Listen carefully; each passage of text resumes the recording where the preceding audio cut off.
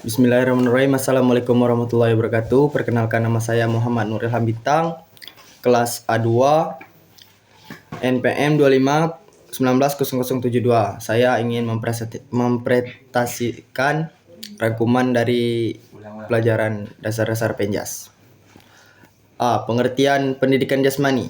Pendidikan jasmani pada dasarnya merupakan bagian integral mengembangkan aspek kesehatan, kebugaran jasmani, keterampilan berpikir kritis, stabilitas emosional, dan lainnya.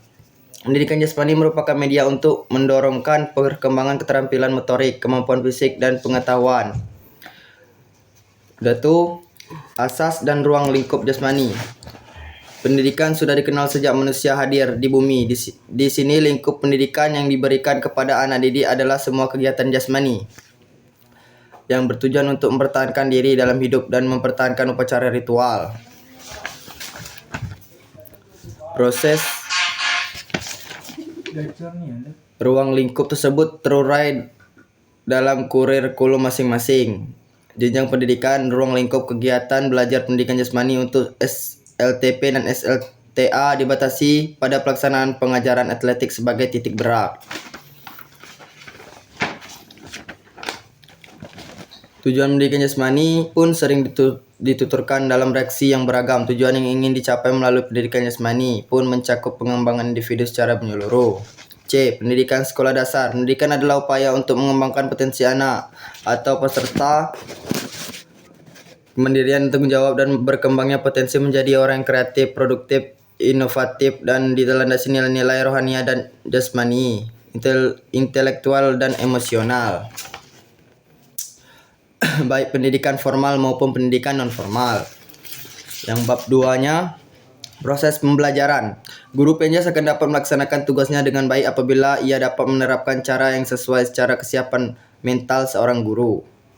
Proses belajar harus diorientasikan pada semua aspek individu. Kurikulum yang dapat mengembangkan semua bidang pengembangan seperti fisik, emosi, dan sosial. Satu-satunya yang berkuasa di kelas, guru hendaknya terus-menerus melakukan pemantauan secara langsung di kelas maupun di luar kelas untuk menjaga aktivitas pembelajaran. B. Kesiapan guru mengajar Penjas di sekolah dasar. 1. Konsep dasar mengajar. Guru menyampaikan pengetahuan agar anak didik mengetahui perkembangan intelektual. Menurut anggapan orang tua pun, anak yang dikirim ke sekolah agar menjadi pandai. Pembentukan intelektual memang penting. Bab 3. Kemampuan belajar gerak. A. Konsep dasar belajar gerak. Proses gerak tidak begitu saja terjadi pada diri manusia. Karena dapat melakukan suatu gerakan pada tubuh, perlu proses mulai dari adanya rangsangan di sekolah dalam pikiran dan kemudian ditampilkan melalui respon yang dilakukan oleh tubuh. B. Tahapan gerakan. Jenis keterampilan pembelajaran gerak ada 3, yaitu tahap kognitif, tahap asosiatif, tahap otomatis. 1. Tahap kognitif. Pada tahap ini guru setiap akan melalui mengajarkan suatu keterampilan gerak. Tahap asosiatif. Tahap ini siswa mulai mempraktikkan gerak sesuai dengan konsep-konsep yang telah mereka ketahui dan pahami seluruhnya. 3. Tahap otomatis. Tahap ini siswa dapat melakukan aktivitas secara keterampilan karena telah memasuki tahap gerak otomatis. C. Gerak lokomotor. Gerak lokomotor adalah gerakan berpindah tempat dari suatu ke tempat lain.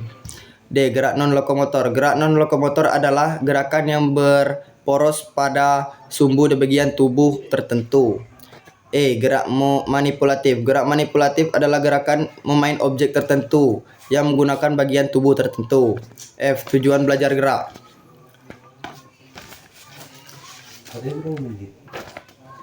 Perkembangan fisik motorik. Pertumbuhan anak pesat, lengan dan kaki panjang, tungkai kurus kemudian menjadi gemuk, gigi susu berganti gigi tepat, penuh energi, suka bergerak aktivitas sekali, makin lama keaktifan lebih teraram, masih berlari.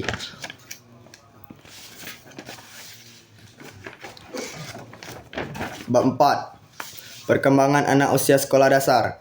A. Dasar-dasar pengembangan anak. Untuk mewujudkan generasi penerus yang tangguh dan mampu berkompetisi diperlukan upaya perkembangan anak yang sesuai dengan masa pertumbuhan dan perkembangannya.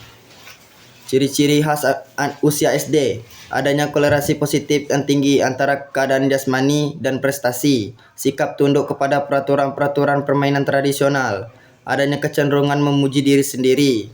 Apabila tidak dapat menyelesaikan suatu soal, maka soal itu dianggap tidak penting. C. Perkembangan anak usia SD dan implementasi terhadap pendidikan. Pembelajaran keterampilan fisik motorik yang diperlukan untuk permainan sehari-hari.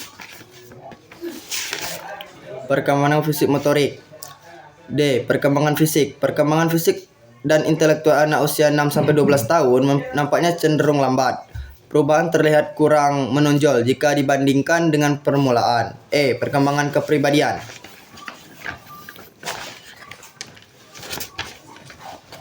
Arti kepribadian, personality. Dalam bahasa Indonesia diterjemahkan berarti topeng untuk menutupi identitas, sehingga ia dalam bahasa Romawi pengertian persona yang lebih sesuai dengan yang biasa kita pergunakan sekarang, yaitu penampilan seorang terhadap orang lain.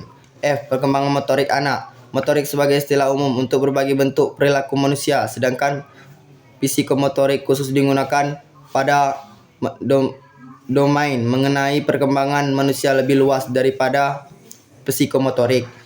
Nilai-nilai dalam perkembangan motorik. Pengalaman yang berarti, hak dan kesempatan beraktivitas, keseimbangan jiwa dan raga, mampu berperan menjadi diri sendiri. Bab 5. Konsep dasar bimbingan di sekolah. Bimbingan adalah suatu proses pemberian bantuan yang terus-menerus dan sistematis kepada individu dalam memecahkan masalah yang dihadapinya.